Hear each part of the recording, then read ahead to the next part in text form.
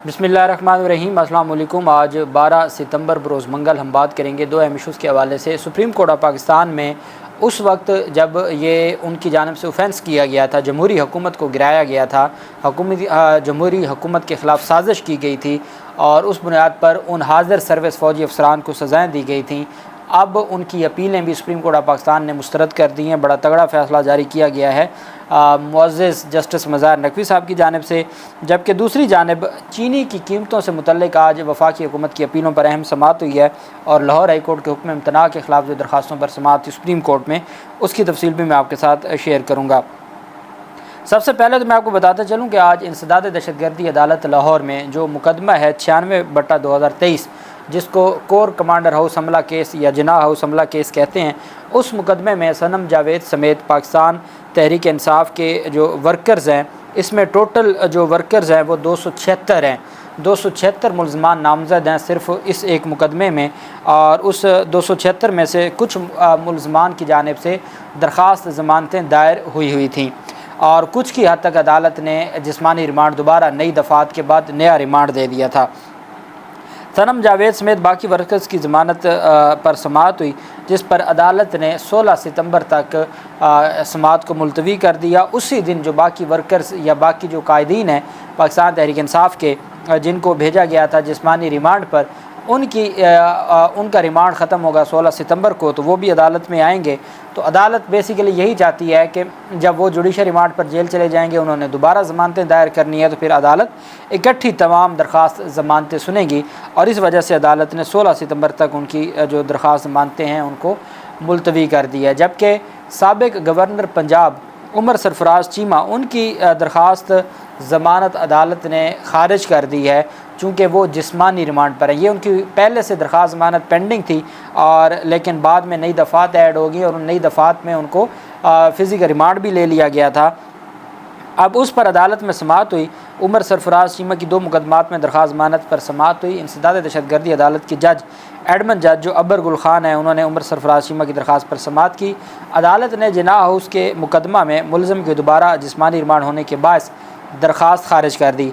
अदालत ने दरख्वास्त ज़मानत को गैर मौसर करार देते हुए रिमार्क्स में कहा कि मुकदमा में बगावत समेत दीगर नई दफ़ात शामिल होने पर मुलज़म का दोबारा जिस्मानी रिमांड मंजूर हो चुका है और इस वजह से इनकी जो दरख्वास्तें हैं वो काबिल कबूल नहीं हैं, अभी फ़िलहाल ख़ारिज की जाती हैं। तफ्तीश मुकम्मल होने दें, दोबारा ये अपनी दरख्वास्त ज़मानतें दायर कर देंगे। गुलबर्ग थाना गुलबर्ग में और जिनाह हाउस हमला केस में, अस्करी टावर हमला केस में और जिनाह हाउस हमला केस, दोनों मुकदमात में उन्होंने ज़मानत की दरख्वास्तें दायर की थी, जिस पर अदालत ने समाअत की और उनकी दरख्वास्तें इस बुनियाद पर ख़ारिज कर दी कि वो इस वक्त जिस्मानी रिमांड पर पुलिस के हवाले हैं और जिनाह हाउस में नई दफ़ात ऐड कर दी गई थी। उन नई दफ़ात की बुनियाद पर नई तफ्तीश हो रही है, इसलिए फ़िलहाल उनकी दरख्वास्त ज़मानतें ख़ारिज की जाती हैं। जब तफ्तीश मुकम्मल हो जाएगी और तफ्तीश मुकम्मल होने के बाद दोबारा फ्रेश ग्राउंड पर दरख्वास्त ज़मानत दायर हो जाएगी और फिर उसके बाद अदालत उसको सुन लेगी। दूसरी जानब सुप्रीम कोर्ट ऑफ पाकिस्तान में साबिक़ सदर परवेज़ मुशर्रफ का नाम ECL में शामिल करने की जो नज़रसानी की दरख्वास्त थी उसको खारिज कर दिया। साबिक़ सदर परवेज़ मुशर्रफ का नाम ECL में शामिल करने पर नज़रसानी दरख्वास्त पर एजाज़ुल एहसन साहब, जस्टिस एजाज़ुल एहसन साहब की सरबराही में 3 रुकनी बेंच ने समाअत की। अदालत में दौरान समाअत कहा गया कि यह दरख्वास्त गैर मौसर हो चुकी है। उस पर वकील तौफ़ीक आसिफ ने कहा कि मुकदमा 6 साल बाद लगेगा तो गैर मौसर ही होगा। बड़ी उन्होंने कहा कि जिस 6 साल बाद आप दरख्वास्त लगाएंगे तो गैर मौसर ही होगा। अदालतों की ज़िम्मेदारी बनती है कि जिसका जो भी केस है उसको जो स्पीडी जस्टिस दी जाए, और यहाँ ये हालत है कि 6 माह के बाद दरख्वास्तें समाअत के लिए मुकर्रर होती हैं, तो फिर ये गैर मौसर ही होगा। गुज़श्ता रोज़ तो फुल कोर्ट रेफरेंस में भी मुकदमात की समाअत मुकर्रर ना होने पर बात हुई थी। उस पर जस्टिस मंदोखेल साहब इस बेंच का हिस्सा थे। उन्होंने कहा कि मैं जो मुतल्लिका क्वार्टर्स हैं वहाँ तक आपकी बात पहुँचा दूँगा। जो ये बात है कि 6 साल बाद अगर आप मुकदमात की समाअत को मुकर्रर करेंगे तो वो अल्टीमेटली गैर मौसर होकर खारिज ही होने हैं। तो मंदोखेल साहब ने कहा कि मैं आपकी जो ये इस्तदा है इसको मुतल्लिका जो क्वार्टर्स हैं उन तक, और वो मेरे ख्याल में काज़ी फैज़ ईसा साहब की तरफ इशारा था कि जो नए आने वाले चीफ़ जस्टिस हैं उन तक आपकी ये जो परेशानी है वो मैं ज़रूर पहुँचाऊँगा, ताकि उनको ये पैगाम मिल सके कि किस तरीके से 6 साल बाद जो दरख्वास्तें हैं वो समाअत के लिए मुकर्रर होती हैं اور تب تک وہ غیر مؤثر ہو چکی ہوتی ہیں، کوئی نہ کوئی فریق ڈیتھ ہو جاتی ہے۔ جبکہ دوسری جانب سابق وزیر خارجہ بلاول زرداری کی جانب سے ایک انکشاف کیا گیا ہے۔ جو شخص 16 مہینے وزیر خارجہ رہا ہو اور اس کے اوپر نہ کبھی بیان دیا ہو نہ کبھی ایکشن لیا ہو، جیسے ہی حکومت جاتی ہے اس کے بعد ان کو خیال آ جاتا ہے اور حکومت جانے کے بعد اپنی نالائکیوں کو بیان کرتے ہیں اور ان کو لگتا ہے کہ قوم بے وقوف ہے۔ پیپلز پارٹی کے چیئرمین اور سابق وزیر خارجہ نے کہا کہ افغانستان میں موجود امریکی اسلحہ سندھ کے کچے کے ڈاکوؤں کے پاس پہنچ چکا ہے۔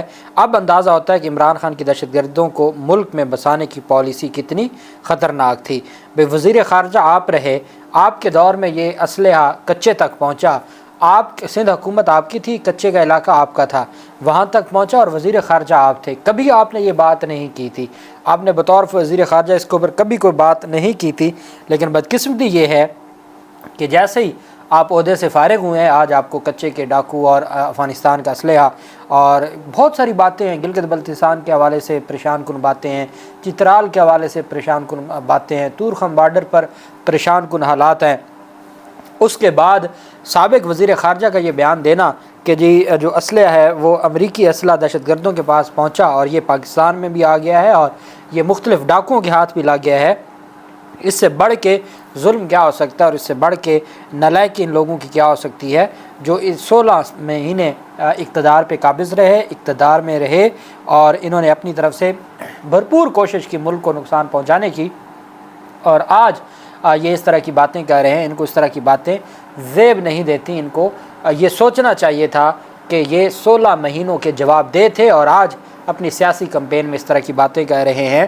اور یہ بھی پتہ ہے کہ اگر کچے کا علاقہ ہے اس کے لیے اربوں روپے سندھ پولیس کو یہ بجٹ دیتے ہیں جو واپس ان کو جاتا ہے، اور کچے تک یہ کیسے پہنچا اور کیسے یہ اسمگل ہو کے آیا، کیسے بارڈر کراس کیا، اپنی نالائکیوں پر خود ہی الزامات لگا رہے ہیں۔ دوسری جانب لاہور ہائی کورٹ کے حکم امتناع، چینی کی قیمتوں سے متعلق حکم امتناع کے خلاف اپیلوں پر سپریم کورٹ آف پاکستان میں سماعت ہوئی۔ اعجاز الحسن صاحب کی سربراہی میں 3 رکنی بینچ نے سماعت کی اور انہوں نے عدالت نے استفسار کیا کہ ہائی کورٹ کے عبوری حکم کے خلاف کیس ہے، ابھی فیصلہ نہیں آیا۔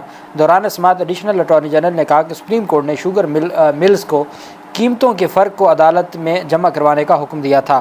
وفاقی حکومت کی جانب سے قیمتوں کے تعین کو چیلنج کیا گیا تھا۔ ایڈیشنل اٹارنی جنرل نے دلائل میں کہا کہ ہائی کورٹ نے صوبائی حکومت کے مقررہ نرخ کو بھی معطل کر دیا۔ 98 روپے فی کلو قیمت تھی، اب شوگر ملیں 200 روپے میں فروخت کر رہی ہیں۔ عدالت قیمت کے فرق کو تو رجسٹرار آفس میں جمع کروانے کا حکم دے۔ جسٹس اعجاز الحسن صاحب نے کہا کہ کیس میں جلدی کس بات کی ہے، لاہور ہائی کورٹ سن کر فیصلہ کر دے گی۔ عوام پس گئی ہے، جو 98 روپے کی تھی آج وہ 200 روپے پر خرید رہے ہیں، اور ہمارے آنریبل عدالتیں چونکہ ان کا تو یوٹیلیٹی فری ہیں، ان کو تو برات ہی اتنی ہے، ان کو کیا لگا چینی مہنگی ہے یا نہیں ہے۔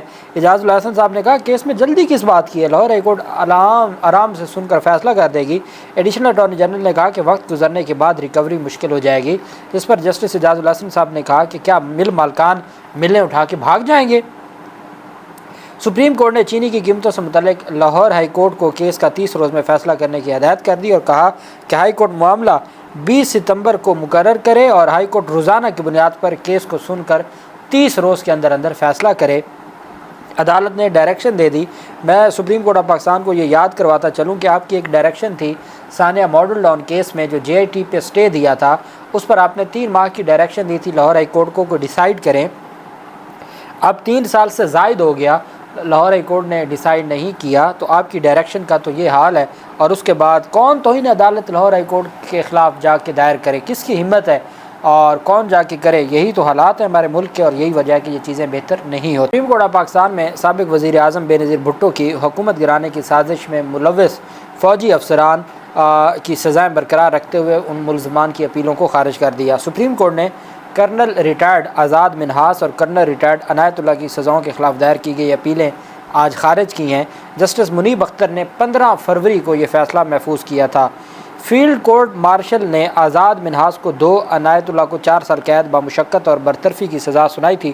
دونوں سابق فوجی افسران کے خلاف 1995 میں بے نظیر بھٹو کی حکومت کا تختہ الٹنے کی سازش کے الزام میں کارروائی کی گئی تھی۔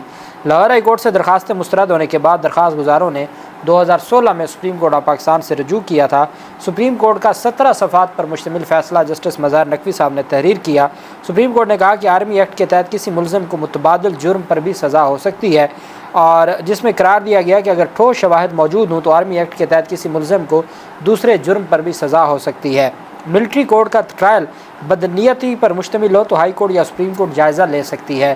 فیصلے میں کہا گیا کہ کسی افسر کو پینشن اور دیگر مراحت سروس کے بدلے دی جا رہی ہیں، سروس سے برطرف ہونے کی صورت میں پینشن سمیت دیگر جو مراحت ہیں وہ واپس لی جا سکتی ہیں۔